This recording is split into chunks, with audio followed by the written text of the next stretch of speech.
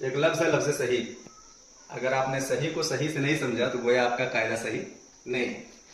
تو صحیح کا استعمال نحوی حضرات بھی کرتے ہیں، صرفی حضرات بھی کرتے ہیں، اور اردو میں بھی یہ مستعمل ہوتا ہے. اب دیکھتے ہیں کہ اس کو نحو میں، صرف میں اور اردو میں اس کا استعمال کیسے ہوتا ہے.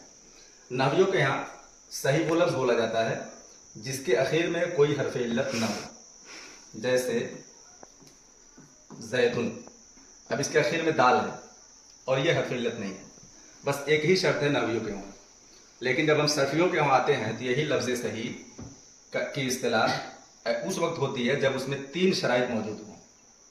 پہلی شرط اس کی یہ ہے کہ حروف اصلیہ میں کوئی بھی حرف علت نہ ہو، حروف علت نہ ہو.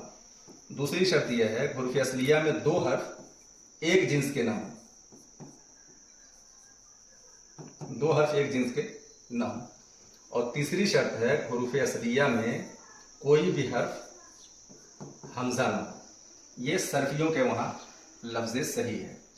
اور اردو میں جو صحیح کا استعمال ہوتا ہے وہ صحیح جو غلط کے مقابل میں بولا جاتا ہے، یعنی غلط کے مقابل جو بولا جاتا ہے وہ صحیح ہوتا ہے، یعنی جس کا معنی ہوتا ہے درست. الحمدللہ.